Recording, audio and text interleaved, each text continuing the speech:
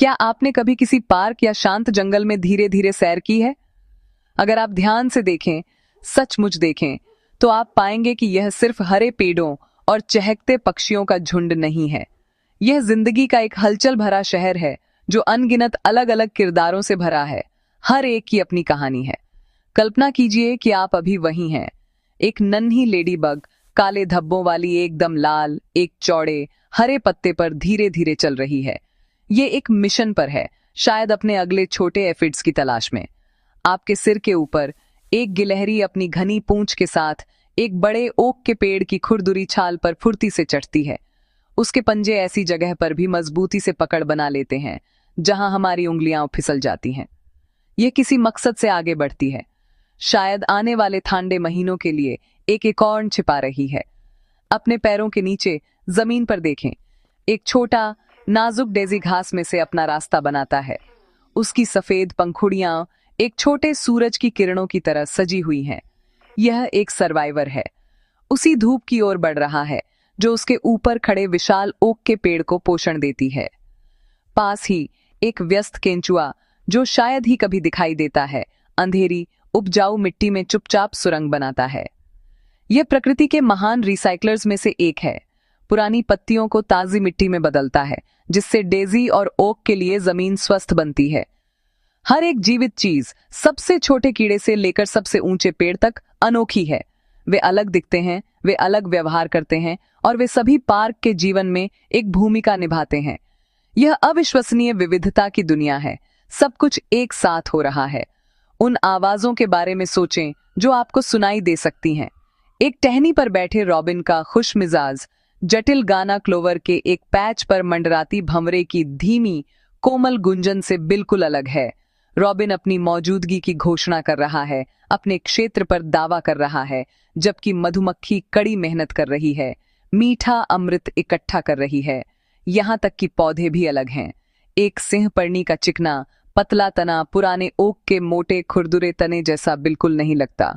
Okay की पत्तियां लोबदार और चौड़ी होती हैं, जबकि घास पतली ब्लेड जैसी पत्तियों से बनी होती है। हर एक का अपना आकार, अपनी बनावट और जीने का अपना तरीका है। यह अविश्वसनीय विविधता सिर्फ सुंदर नहीं है, यह एक स्वस्थ जीवित दुनिया का सार है। जैसे ही आप अपनी सैर जारी रखते हैं, आपको एक घोंघा एक गीले पत्थर पर एक चमकदार निशान छोड़ता हुआ दिखाई दे सकता है। उसका खोल एकदम सही सर्पिल है। आपको एक मकड़ी एक जटिल जाला बुनती हुई दिख सकती है, जो प्राकृतिक इंजीनियरिंग की एक उत्कृष्ट कृति है, जिसे अपना अगला भोजन पकड़ने के लिए डिजाइन किया गया है। हर कदम एक और चमत्कार, जीवन का एक और रूप प्रकट करता है, जो अपने अस्तित्व के लिए पूरी तरह से अनुकूल है। इतने सारे अलग अलग प्रकार के पौधे और जानवर क्यों हैं? वे सब एक जैसे क्यों नहीं दिखते और एक जैसा व्यवहार क्यों नहीं करते? यह सवाल प्रकृति के सभी सवालों में से सबसे रोमांचक है। इसका जवाब एक ही शक्तिशाली शब्द में है, बायोडायवर्सिटी। यह जीवन की कहानी है, अपने सभी अद्भुत और अनगिनत रूपों में। तो आखिर यह जादुई शब्द बायोडायवर्सिटी क्या है? चलिए इसे समझते हैं। बायो एक ग्रीक शब्द से आया है जिसका मतलब है जीवन। डायवर्सिटी का सीधा सा मतलब है विविधता। तो बायोडायवर्सिटी का मतलब है जीवन की विविधता। यह हमारे ग्रह पर हर जीवित चीज को उसके सभी शानदार रूपों में बताने का एक आसान तरीका है। इसमें विशाल ब्लू व्हेल शामिल है, जो अब तक का सबसे बड़ा जानवर है, और माइक्रोस्कोपिक बैक्टीरिया भी, जो इतने छोटे होते हैं कि आप एक पिन के सिरे पर लाखों को फिट कर सकते हैं। इसमें कैलिफोर्निया के ऊंचे रेडवुड पेड़ हैं जो सदियों से खड़े हैं, और एक मशरूम की क्षणिक सुंदरता भी, जो बारिश के बाद दिखाई देता है और अगले दिन गायब हो जाता है। यह सब, हर एक प्रजाति पृथ्वी की बायोडायवर्सिटी का एक हिस्सा है। हमारे ग्रह को एक विशाल रंगीन टेपेस्ट्री की तरह कल्पना करें। इस टेपेस्ट्री में हर धागा एक अलग तरह के पौधे, जानवर या फंगस को दर्शाता है। एक चमकीला पीला धागा शेर हो सकता है, एक गहरा हरा धागा फर्न हो सकता है, और एक चांदी जैसा धागा सैल्मन हो सकता है। जब ये सभी धागे एक साथ बुने जाते हैं तो वे एक सुंदर, मजबूत और पूरी तस्वीर बनाते हैं। बायोडायवर्सिटी हमारे विश्व के लिए यही करती है। हर प्रजाति, चाहे वह कितनी भी बड़ी या छोटी क्यों ना हो, एक महत्वपूर्ण धागा है। अगर हम धागों को खींचना शुरू कर दें तो टेपेस्ट्री खाली लगने लगती है, यह कमजोर हो जाती है और सुंदर तस्वीर टूटने लगती है। यही कारण है कि बायोडायवर्सिटी हमारे ग्रह के स्वास्थ्य के लिए इतनी अविश्वसनीय रूप से महत्वपूर्ण है। यह विविधता सिर्फ अलग अलग प्रजातियों की संख्या के बारे में नहीं है, इसमें एक ही प्रजाति के भीतर की विविधता भी शामिल है। कुत्तों के बारे में सोचिए, एक छोटा चिहुआ हुआ और एक विशाल ग्रेट डेन दोनों कुत्ते हैं, लेकिन वे बहुत अलग दिखते हैं। यह जेनेटिक विविधता है और यह प्रजातियों को मजबूत और अनुकूलनीय बनाने में मदद करती है। बायोडायवर्सिटी में पूरे इकोसिस्टम की विविधता भी शामिल है। एक रेतीला रेगिस्तान, एक हरा भरा वर्षावन, एक ठांडी पहाड़ी चोटी और एक गहरे समुद्र की कोरल रीफ सभी अलग अलग इकोसिस्टम हैं। हर एक पौधों और जानवरों का एक अनूठा समुदाय है जो एक साथ रहते हैं, और दुनिया भर में इन इकोसिस्टम की विविधता हमारे ग्रह को रहने के लिए एक गतिशील और आकर्षक जगह बनाती है। जीवन की यह समृद्ध विविधता दुनिया को सुंदर बनाने से कहीं ज्यादा करती है। यह हमारे ग्रह को काम करते रहने में मदद करती है। जंगल हमें सांस लेने के लिए ऑक्सीजन देते हैं। मधुमक्खियां और अन्य कीड़े हमारी फसलों को परागित करते हैं, जिससे हमें खाने के लिए भोजन मिलता है। वेटलैंड्स हमारे पानी को साफ करते हैं। उच्च बायोडायवर्सिटी वाला विश्व एक स्वस्थ, लचीला और स्थिर विश्व है। यह बीमारी या जलवायु परिवर्तन जैसी चुनौतियों का बेहतर ढंग से सामना कर सकता है।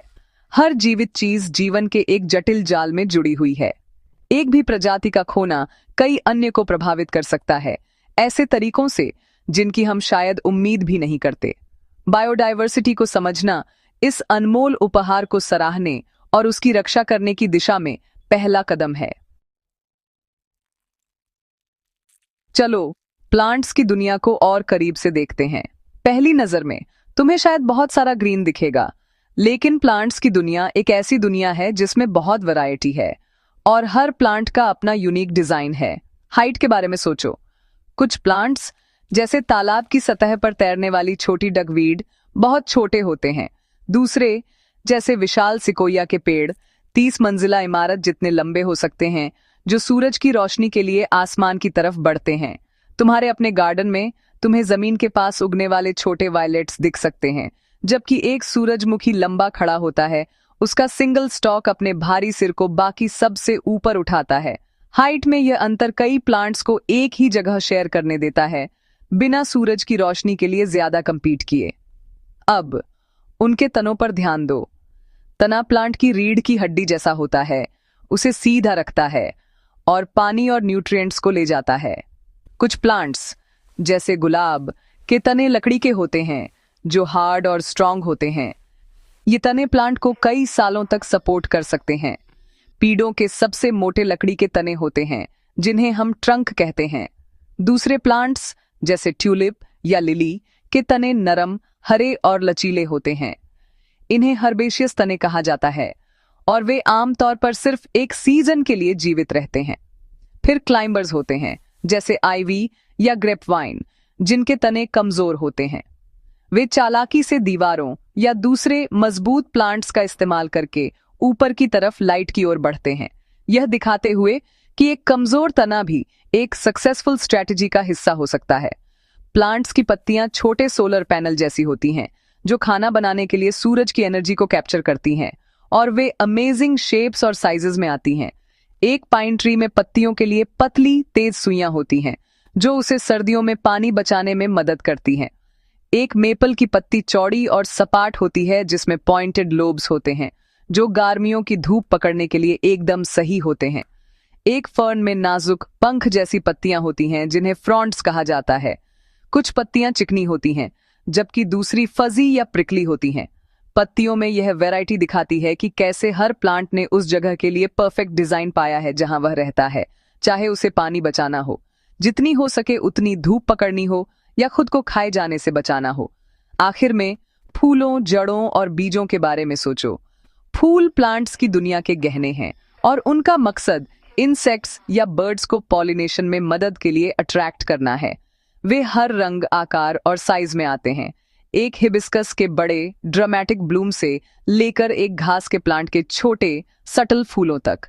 जमीन के नीचे जड़ें प्लांट को एंकर करती हैं और पानी अब्सॉर्ब करती हैं।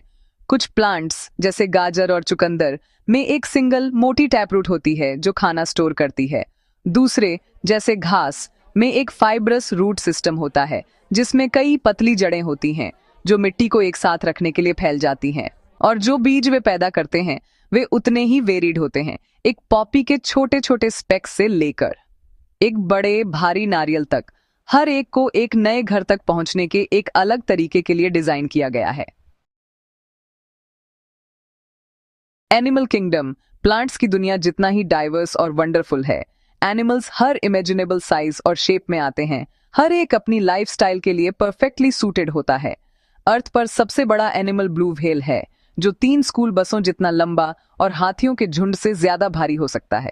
दूसरी तरफ टाइनी फेरी फ्लाई जैसे क्रीचर्स हैं, एक ऐसा इंसेक्ट जो इतना छोटा है कि उसे नंगी आंखों से मुश्किल से देखा जा सकता है।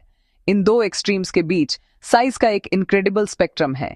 एक बड़े अफ्रीकन एलिफेंट के बीच के डिफरेंस के बारे में सोचो, जिसकी लंबी सूंड और बड़े बड़े कान हैं, और एक छोटी फील्ड माउस जो झाड़ियों में सरपट भागती है, जिसकी मूंछें फड़फड़ाती रहती हैं। एनिमल्स कई अलग अलग तरीकों से मूव करते हैं। ये इस बात पर डिपेंड करता है कि वे कहाँ रहते हैं और सरवाइव करने के लिए उन्हें क्या करना है। मछली जैसे कि स्ट्रीमलाइन टूना पानी में तैरने के लिए अपने फिन्स और पावरफुल टेल्स का यूज करती हैं। बर्ड्स जैसे कि मैजेस्टिक ईगल अपने पावरफुल विंग्स का यूज आसमान में ऊंचाई पर उड़ान भरने के लिए करते हैं और कम एफर्ट में मीलों ट्रैवल करने के लिए थर्मल करंट्स को पकड़ते हैं। जमीन पर चीता स्पीड के लिए बना है। यह अपनी लंबी टांगों और फ्लेक्सिबल स्पाइन का यूज करके प्लैनेट पर सबसे तेज लैंड एनिमल बन जाता है। सांपों के पास पैर नहीं होते, लेकिन वे अपनी मसल्स और स्केल्स का यूज करके जमीन पर ग्रिप बनाते हुए, सरकते हुए, ग्रेस और स्पीड के साथ मूव करते हैं। एक एनिमल क्या खाता है, उसकी डाइट उसकी लाइफ को भी डिफाइन करती है। जो एनिमल्स सिर्फ प्लांट्स खाते हैं उन्हें हर्बीवोर्स कहा जाता है। गायें फॉर एग्जाम्पल अपना दिन घास चरने में बिताती हैं, जबकि कोआला सिर्फ यूकेलिप्टस के पेड़ों की पत्तियां खाते हैं। जो एनिमल्स दूसरे एनिमल्स को खाते हैं उन्हें कार्निवोर्स कहा जाता है। शेर अपने नुकीले दांतों और पावरफुल क्लॉज के साथ एक कार्निवोर का क्लासिक एग्जाम्पल है जो अफ्रीकन सवाना पर जेब्रा और वाइल्ड बीस्ट का शिकार करता है। फिर हैं ओमनिवोर्स जो प्लांट्स और एनिमल्स दोनों को खाते हैं। भालू एक अच्छा एग्जाम्पल है। वे खुशी खुशी बेरीज और नट्स खाएंगे, लेकिन वे मछली भी पकड़ेंगे या छोटे मैमल्स का शिकार भी करेंगे। एक एनिमल के दांत, क्लॉज और डाइजेस्टिव सिस्टम सभी उसके खाने के लिए खास तौर पर अडेप्टेड होते हैं। एक एनिमल कहाँ रहता है, उसका हैबिटेट उसकी आइडेंटिटी का एक और की पार्ट है। एक पोलर बेयर अपनी मोटी सफेद फर और फैट की लेयर्स के साथ आर्कटिक की कड़कड़ाती ठंड के लिए परफेक्टली अडेप्टेड है। वह गर्म रेगिस्तान में सरवाइव नहीं कर पाएगा। एक ऊंट हालांकि रेगिस्तान का मास्टर है। यह बड़ी मात्रा में पानी स्टोर कर सकता है। इसके चौड़े पैर होते हैं ताकि यह रेत में धंसे नहीं, और इसकी लंबी पलकें होती हैं ताकि रेत इसकी आंखों में न जाए। एक बंदर रेनफॉरेस्ट की ऊंची कैनोपी में अपने घर में रहता है। अपनी लंबी बाहों और पूंछ का यूज करके एक ब्रांच से दूसरी ब्रांच पर झूलता है। हर एनिमल इवोल्यूशन का एक मास्टरपीस है जो अपने आसपास के माहौल से शेप लेता है ताकि वह दुनिया के अपने खास कोने में पनप सके। इतने लाखों अलग अलग तरह के प्लांट्स और एनिमल्स के साथ साइंटिस्ट्स ये सब कैसे समझते हैं? खैर, वे इसे उसी तरह करते हैं जैसे आप अपने खिलौने या किताबें सॉर्ट करते हैं, उन्हें ग्रुप करके। हम लिविंग थिंग्स को उन फीचर्स के बेसिस पर क्लासिफाई या ग्रुप कर सकते हैं जो वे शेयर करते हैं। ये हमें यह समझने में हेल्प करता है कि वे एक दूसरे से कैसे रिलेटेड हैं और वे जीवन के महान पेड़ में कैसे फिट होते हैं। ये नेचर के लिए एक विशाल फाइलिंग सिस्टम बनाने जैसा है। एनिमल्स को ग्रुप करने के सबसे बड़े और सबसे बेसिक तरीकों में से एक ये है कि उनमें रीढ़ की हड्डी है या नहीं। रीढ़ की हड्डी वाले एनिमल्स जैसे मैमल्स, बर्ड्स, रेप्टाइल्स, एम्फीबियंस और फिश को वर्टेब्रेट्स कहा जाता है।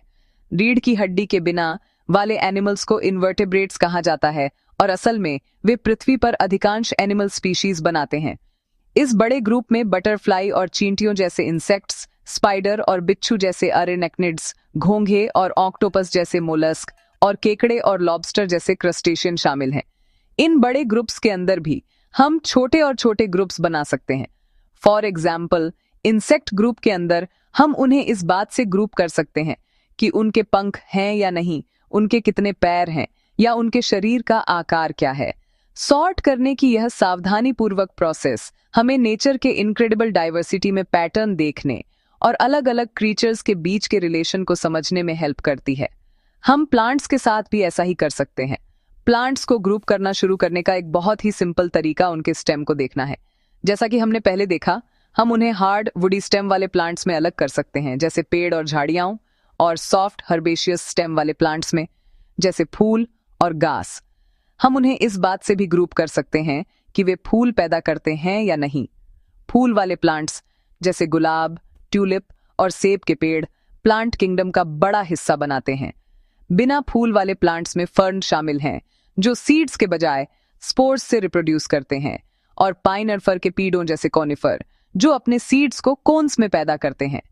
हम अपनी ग्रुपिंग को और भी स्पेसिफिक कर सकते हैं। फूल वाले प्लांट्स के अंदर हम ऐसे प्लांट्स के लिए एक ग्रुप बना सकते हैं जिनमें एक सीड लीफ होती है, जिन्हें मोनोकॉट कहा जाता है, जैसे घास और ऑर्किड, और 2 सीड लीफ वाले प्लांट्स के लिए एक और ग्रुप जिन्हें डाइकॉट कहा जाता है, जैसे बीन्स और सूरजमुखी। एनिमल्स के लिए हम उन्हें इस बात से ग्रुप कर सकते हैं कि वे कैसे चलते हैं। हमारे पास उड़ने वाले एनिमल्स का एक ग्रुप हो सकता है, जैसे बर्ड्स, बैट और इंसेक्ट्स। तैरने वाले एनिमल्स का एक ग्रुप, जैसे फिश, व्हेल और सील, और जमीन पर चलने या दौड़ने वाले एनिमल्स का एक ग्रुप। इन फीचर्स को ऑब्जर्व करके हम लिविंग वर्ल्ड का एक मैप बनाना शुरू कर सकते हैं, ये समझकर कि एक क्रिएचर क्या है, बल्कि यह भी कि वह किससे रिलेटेड है और चीजों की बड़ी स्कीम में उसकी यूनिक प्लेस क्या है। बायोडाइवर्सिटी के बारे में सबसे अमेजिंग चीजों में से एक ये है कि कैसे प्लांट्स और एनिमल्स ने अर्थ पर लगभग हर एनवायरनमेंट में सरवाइव करने के लिए खुद को अडेप्ट किया है। अडेप्टेशन एक स्पेशल फीचर या बिहेवियर होता है जो एक लिविंग चीज को अपने घर में सरवाइव करने में हेल्प करता है। आइए दुनिया के कुछ सबसे एक्सट्रीम प्लेसेस पर चलते हैं ताकि हम सर्वाइवल के इन मास्टर्स को एक्शन में देख सकें। सबसे पहले सोचिए गर्म, सूखे डेजर्ट के बारे में। यहाँ पानी बहुत कम होता है। कैक्टस प्लांट डेजर्ट में सरवाइव करने का जीनियस है। इसमें पानी स्टोर करने और उसे इवेपोरेट होने से रोकने के लिए एक मोटा वैक्सी स्टेम होता है। चौड़ी पत्तियों की जगह इसमें नुकीले स्पाइन्स होते हैं। ये स्पाइन्स न केवल इसे प्यासे एनिमल्स से प्रोटेक्ट करते हैं, बल्कि पानी के लॉस को भी कम करते हैं। अब आइए बिल्कुल ऑन पॉजिट जगह चलते हैं, ऊंचे पहाड़ों की जमा देने वाली हवा से भरी चोटियों पर। हवा पतली है और टेम्परेचर बहुत ठंडा है। यहाँ उगने वाले प्लांट्स, जिन्हें अल्पाइन प्लांट्स कहते हैं, अक्सर बहुत छोटे होते हैं और जमीन के पास उगते हैं। हवा और ठंड से खुद को बचाने के लिए कुशन जैसी शेप में एक साथ सिकुड़ कर रहते हैं। माउंटेन गोट जैसे एनिमल्स इनक्रेडिबल माउंटेनियर्स होते हैं। उनके पास एक हार्ड आउटर एज और एक सॉफ्ट रबरी इनर पैड वाले स्पेशल खुर होते हैं। यह उन्हें खड़ी पथरीली जगहों पर अमेजिंग ग्रिप देता है, जिससे वे ऐसी जगह खाना ढूंढ पाते हैं जहां दूसरे एनिमल्स नहीं पहुंच सकते। उनके मोटे ऊनी कोट उन्हें कड़ाके की ठंड से बेहतरीन इंसुलेशन देते हैं। पानी में लाइफ कैसी होती है? एक्वेटिक प्लांट्स और एनिमल्स के अपने यूनिक अडेप्टेशंस होते हैं। वाटर लिली में बड़ी फ्लैट पत्तियां होती हैं जो ज्यादा से ज्यादा सनलाइट कैप्चर करने के लिए पानी की सरफेस पर तैरती हैं। इसके लंबे फ्लेक्सिबल स्टेम इसे नीचे कीचड़ में एंकर करते हैं, लेकिन इसे पानी के करंट के साथ मूव करने देते हैं। मछली में गिल्स होते हैं, एक रिमार्केबल अडेप्टेशन जो उन्हें पानी से सीधे ऑक्सीजन लेकर सांस लेने देता है।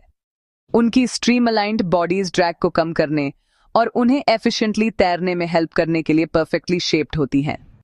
कई मछलियों में एक स्पेशल ऑर्गन भी होता है जिसे स्विम ब्लैडर कहते हैं, जिसे वे गैस से भर सकती हैं ताकि वे पानी में कितनी ऊंची या नीची तैरें उसे कंट्रोल कर सकें।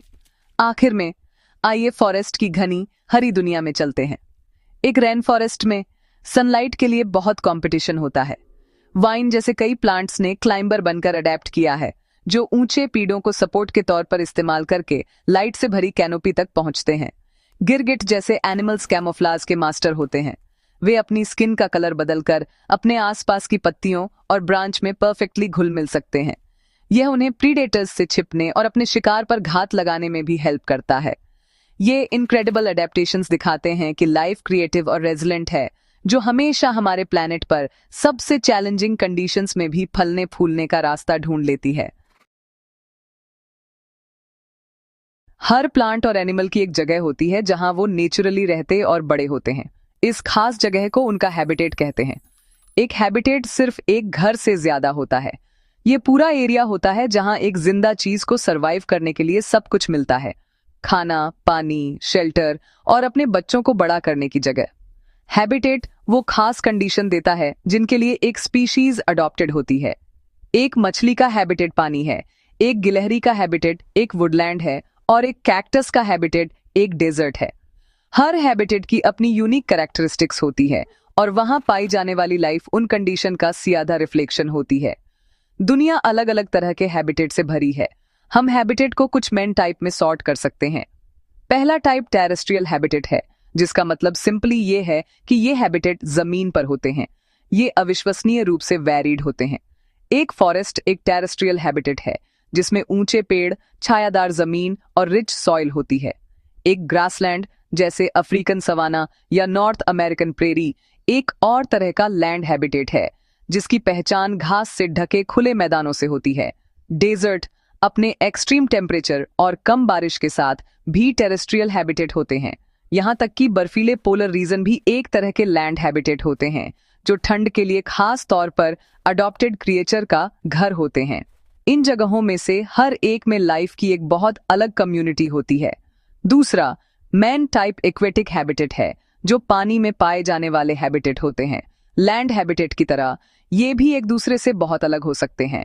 हम इन्हें फ्रेश वाटर हैबिटेट में बांट सकते हैं, जैसे रिवर, लेक और पॉन्ड, और सॉल्ट वाटर हैबिटेट में, जैसे ओशन, सी और कोरल रीफ।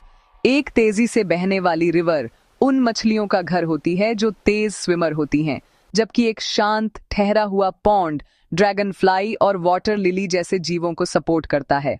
गहरा ओशन एक मिस्टीरियस हैबिटेट है, जिसमें अजीब और वंडरफुल क्रिएचर होते हैं जो पूरी तरह से अंधेरे में और बहुत ज्यादा प्रेशर में रहते हैं। कोरल रीफ जो गर्म साफ सॉल्ट वाटर में पाए जाते हैं, हलचल भरे अंडर वाटर शहर होते हैं जहां हजारों स्पीशीज के कलरफुल फिश और इन्वर्टेब्रेट्स होते हैं। तीसरा बहुत इंटरेस्टिंग टाइप का हैबिटेट वो है जिसे हम एम्फिबियस कह सकते हैं, जो लैंड और पानी के बीच की बाउंड्री को डिस्क्राइब करता है। वेटलैंड, मार्श और लेक और रिवर के किनारे इन हैबिटेट के एग्जाम्पल हैं। यहाँ रहने वाले एनिमल अक्सर दोनों वर्ल्ड में लाइफ के लिए अडॉप्टेड होते हैं। फ्रॉग इसका परफेक्ट एग्जाम्पल है। वे अपनी लाइफ टैडपोल के रूप में शुरू करते हैं, गिल्स से पानी में सांस लेते हैं और फिर अडल्ट के रूप में लैंड पर रहने के लिए लंग्स डेवलप करते हैं, लेकिन वे लगभग हमेशा पानी के करीब ही रहते हैं। ये एम्फिबियस जोन लाइफ में अविश्वसनीय रूप से रिच होते हैं, जो मछली और पक्षियों की कई स्पीशीज के लिए इंपॉर्टेंट नर्सरी के रूप में काम करते हैं। हैबिटेट को समझना वहां रहने वाले एनिमल और प्लांट की जरूरतों को समझने के लिए बहुत जरूरी है। धरती पर जीवन की इनक्रेडिबल वैरायटी, ये बायोडाइवर्सिटी हमारे प्लैनेट के सबसे कीमती खजानों में से एक है, लेकिन यह नाजुक भी है। आज कई तरह के प्लांट्स और एनिमल्स हमेशा के लिए गायब होने के खतरे में हैं। जब कोई स्पीसीज प्लैनेट से पूरी तरह खत्म हो जाती है, तो हम कहते हैं कि वह एक्सटिंक्ट हो गई है। बायोडाइवर्सिटी का यह नुकसान ह्यूमन हिस्ट्री में किसी भी और समय से ज्यादा तेजी से हो रहा है। इसकी एक बड़ी वजह हैबिटेट का नुकसान है। जैसे जैसे इंसानों की आबादी बढ़ रही है, हम शहर और खेत बनाने के लिए जंगलों को काट रहे हैं, वेटलैंड्स को सूखा रहे हैं और नदियों और महासागरों को पोल्यूट कर रहे हैं। जब एक हैबिटेट तबाह हो जाता है, तो जो प्लांट्स और एनिमल्स उस पर खाने और रहने के लिए डिपेंड करते थे, उनके पास जाने के लिए कोई और जगह नहीं बचती। ऐसे बहुत से दिल तोड़ने वाले किस्से हैं जानवरों के जो अब एंडेंजर्ड हैं, जिसका मतलब है कि उनके एक्सटिंक्ट होने का बहुत ज्यादा खतरा है। शानदार टाइगर अपनी खूबसूरत धारीदार खाल के साथ कभी पूरे एशिया में घूमता था, लेकिन हैबिटेट के नुकसान और इलीगल हंटिंग की वजह से अब जंगल में सिर्फ कुछ हजार ही बचे हैं। अफ्रीका के ब्लैक राइनो का उसके हॉर्न के लिए इतना शिकार किया गया है कि वह एक्सटिंक्ट होने के कगार पर आ गया है। सिर्फ मशहूर बड़े जानवर ही खतरे में नहीं हैं। इंसेक्ट्स, फ्रॉग्स, फिश और रेयर फ्लावर्स की अनगिनत स्पीसीज भी गायब हो रही हैं, अक्सर इससे पहले कि हमें उन्हें ठीक से स्टडी करने का मौका मिले। ये हमारे लिए क्यों जरूरी होना चाहिए? जैसा कि हमने सियाखा है, हर स्पीसीज जीवन की बड़ी टैपेस्ट्री में एक धागा है। हर बार जब एक स्पीसीज खो जाती है, एक धागा खींच जाता है और टैपेस्ट्री कमजोर हो जाती है। यह नुकसान हमें सीधे अफेक्ट करता है। हम साफ हवा और पानी के लिए हेल्थी इकोसिस्टम्स पर डिपेंड करते हैं, अपने खाने को उगाने के लिए फर्टाइल सॉइल पर और हमें मेडिसिन्स देने वाले प्लांट्स पर। कम बायोडाइवर्सिटी वाली दुनिया सभी के लिए, इंसानों सहित, कम स्टेबल और कम हेल्थी दुनिया है। जो ब्यूटी और वंडर नेचर हमें देती है, वह भी हमारे जीवन को ऐसे तरीकों से एनरिच करती है जिन्हें हम माप नहीं सकते। एक ऐसी दुनिया का सोचना जिसमें पक्षियों का गाना या एक रंगीन तितली का दिखना न हो, वाकई बहुत दुखद है। अच्छी खबर यह है कि दुनिया भर में बहुत से लोग इस खतरे को समझते हैं और बायोडाइवर्सिटी को बचाने के लिए कड़ी मेहनत कर रहे हैं। गवर्नमेंट्स नेशनल पार्क्स और वाइल्ड लाइफ रिजर्व्स बना रहे हैं, जो प्रोटेक्टेड एरियाज हैं जहां जानवर और प्लांट्स सुरक्षित रह सकते हैं। साइंटिस्ट्स एंडेंजर्ड स्पीसीज के लिए ब्रीडिंग प्रोग्राम्स चला रहे हैं, जैसे जायंट पैंडा और कैलिफोर्निया कंडोर, ताकि उनकी संख्या बढ़ाई जा सके और उन्हें वापस जंगल में छोड़ा जा सके। कंजर्वेशन ऑर्गेनाइजेशंस डैमेज हुए हैबिटेट्स को रिस्टोर करने के लिए काम कर रहे हैं, नए पेड़ लगा रहे हैं और पोल्यूटेड रिवर्स को साफ कर रहे हैं। हम सभी को इस कोशिश में अपनी भूमिका निभानी है, ताकि हम अपने प्लैनेट के लिविंग ट्रेजर्स को आने वाली पीढ़ियों के लिए बचा सकें। सदियों से नेशनल पार्क बनने से बहुत पहले दुनिया भर के समुदायों के पास प्रकृति को बचाने के अपने पारंपरिक तरीके थे। इसका सबसे सुंदर उदाहरण सेक्रेड ग्रोव है। सेक्रेड ग्रोव जंगल का एक छोटा सा हिस्सा या पेड़ों का एक ग्रुप होता है, जिसे वहां के लोग सांस्कृतिक या धार्मिक वजहों से बचाते हैं। इन ग्रोव्स को भगवानों या पूर्वजों की आत्माओं का घर माना जाता है और इसलिए इनके अंदर पेड़ों को काटना या जानवरों का शिकार करना सख्त मना होता है। ये एक तरह के जीवित मंदिर होते हैं, जहां प्रकृति को पनपने दिया जाता है और इंसान कोई दखल नहीं देते। इन परंपराओं ने अनटच्ड विल्डरनेस के छोटे छोटे द्वीप बनाए हैं। ये सेक्रेड ग्रोव्स बायोडाइवर्सिटी के लिए बहुत जरूरी सैंक्चुअरीज हैं। जिन इलाकों में आसपास के जंगल खेती या डेवलपमेंट के लिए साफ कर दिए गए हैं, वहां अक्सर इन ग्रोव्स में दुर्लभ और लुप्तप्राय पौधों और जानवरों की आखिरी बची हुई आबादी होती है। ये एक तरह के जीवित जीन बैंक्स हैं, जो ऐसी प्रजातियों को बचाते हैं जो शायद इस इलाके से हमेशा के लिए खत्म हो जाती। जो साइंटिस्ट सेक्रेड ग्रोव्स का अध्ययन करते हैं, उन्हें अक्सर एक छोटे से इलाके में जीवन की अविश्वसनीय समृद्धि मिलती है।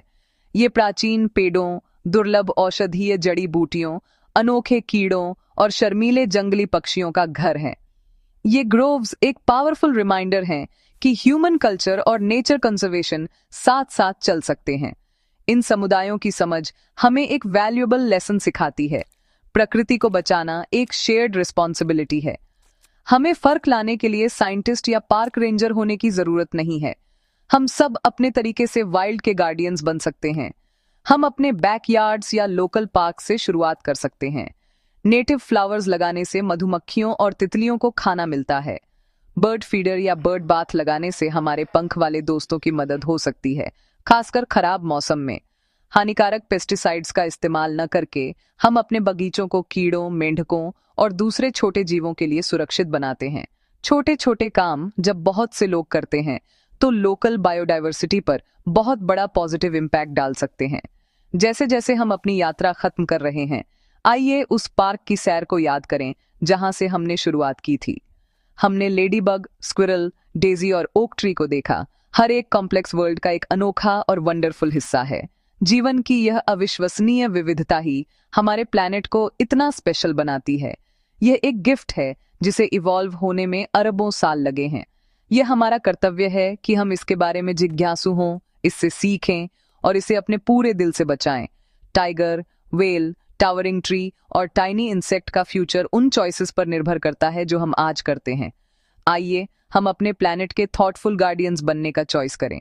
यह सुनिश्चित करें कि जीवन की इसकी रिच और ब्यूटीफुल टैपेस्ट्री आने वाली सभी जनरेशंस के लिए वाइब्रेंट और होल बनी रहे।